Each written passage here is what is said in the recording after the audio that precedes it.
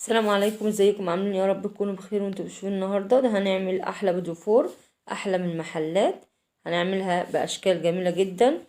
طبعا هتقدميه ما شاء الله في العيد، مش هيصدقوا اللي عاملاه. اشكال حلوه جدا، امشي بس خطوات المقادير وكل حاجه باذن الله هتلاقي احلى فيديو ممكن تجربيه.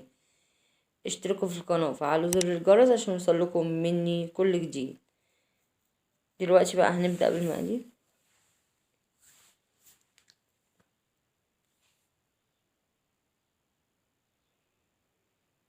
نص كيلو دقيق، بيضة وصفار بيض، 400 جرام من الزبدة، هنا 100 جرام من السكر، معلقة كاكاو، هنا معلقتين من اللبن البودرة. هنشيل بس معلقتين من الدقيق.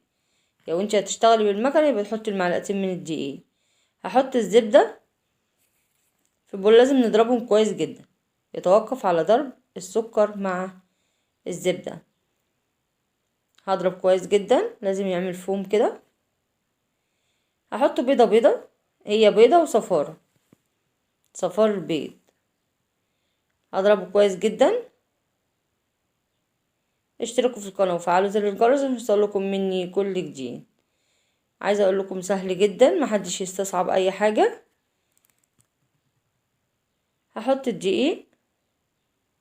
طبعا احنا مش هنعجن، هقلبه بس بايديا بسرعة، ما تعجنيش. هو بس مجرد اللي يختفي الدقيق وتوقفي اللي انتي تقلبي عشان ما تنشفش منك البدفورة.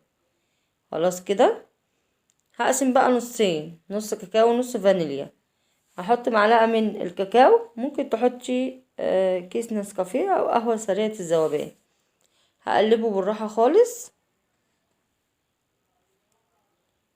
عايزة اقول لكم طعمه بجد والله تحفة. هسيب الشرب لمدة 3 دقايق بس وبعدين نشتغل بيه. هجيب بقى اللي هو القمع النجمة ده او اي قمع انت عايزة تشتغلي بيه.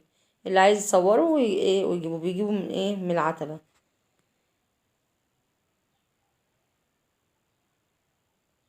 عند شارع السبوع كده. لو انت اللي عايزة تشتري القمع ده عند شارع السبوع. هحط بقى في كوباية كده عشان تسهلي اللي انا احط العجينة بتاعتي وما عجنش فيها كتير عشان ما تبص مني. هجيب الصاجات او الصواني، هجيب الصواني دي جميلة جدا. بصوا تشكيله سهل جدا، العجينة مظبوطة وجميلة. اهم حاجة تمشي على المقادير عشان خاطر ما تقطعش منك الكيس الحلواني. عايزة تشكلي بالمكنة زي ما انت عايزة. هتسيبي المعلقتين الدقيق. هبتدي اشكل كده. طبعا ما بيرتاحش خالص، احنا بندخله الفرن على طول. هجيب بقى اللي هي بالكاكاو، حطيته برضك في نفس القمع. عايزة تحطي في اي قمع زي ما انت عايزة، شكلي فيه. تعملي بقى الاشكال اللي انت عايزة، اهم حاجة العجينة تبقى مظبوطة معاكي. شكلت كده بالمنظر ده. الصواني دي ما شاء الله جميلة جدا، بتحمل البيتزا او البسكوتة بتاعتك من اللي هي تتحرق في الفرن. خلاص خلصت الصاجات. هندخلها على درجة حرارة 200، وبعدين نقلل الدرجة على 160. 200 الاول و160. هنسويه على مرحلتين. خلاص كده ما شاء الله. بصوا طلع عامل ازاي. التسوية مظبوطة جدا.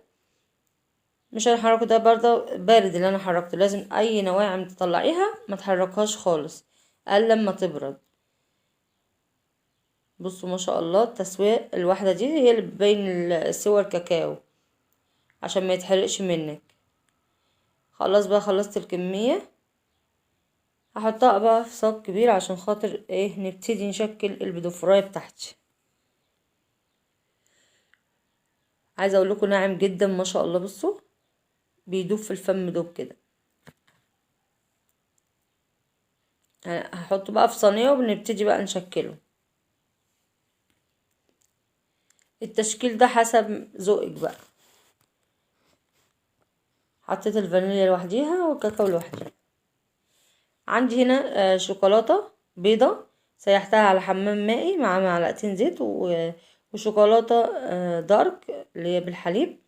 سيحتها برضك على معلقة زيت زيت نبات عشان ما يبانش فيها الطعم، وسيحتها كده على حمام مائي. عندي بقى مكسرات، عندي اللي هو بتاع البيتي فور دوت، اي حاجه انت تشكلي بيها.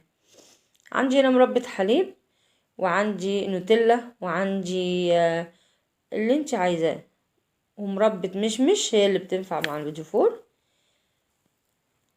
شكلي بقى هتحطي في النص كده ايه، هنا مربى، هنا مربى المشمش حطيتها، وبعدين حطيت الاتنين فوق بعض، حطيتهم في الشوكولاته وفي المكسرات. طريقه سهله وبسيطه جدا، مفيهاش اي تعب ولا مجهود. اشتركوا في القناه وفعلوا زر الجرس عشان يوصلكم مني كل جديد. انا طبعا دي حطيتها في الشوكولاته كلها وطلعتها، حطيت عليها ايه، لا اما عين الجمل لا اما فستق بندق زي ما انت عايزه. خلاص انا خلصت الكميه كلها، هحطها بقى في التلاجة لمدة نص ساعة او ساعة، وبعدين نقدمها مع بعض. عايزه اقول لكم اشكالها جميل جدا، تغطسيها في الشوكولاته وتطلعيها وتحطي عليها فستق او بندق. عايزه اقول لكم بصوا ما شاء الله تحفه جدا. هتقدميه بقى يا وانت هتحفظيه في علبه، هتحطيه في علبه محكمه الغلق، وبعدين تروحي بين كيسين كده عشان خاطر فيها شوكولاته، وتقفليها كويس جدا وتحطيها في التلاجة. وبعدين ان شاء الله قبل العيد تروحي مطلعاها. عايزه اقول لكم بصوا من جوه ما شاء الله جميل جدا. اشتركوا في القناه وفعلوا زر الجرس عشان يوصلكم مني كل جديد. استودعكم الله، والسلام عليكم ورحمه الله وبركاته.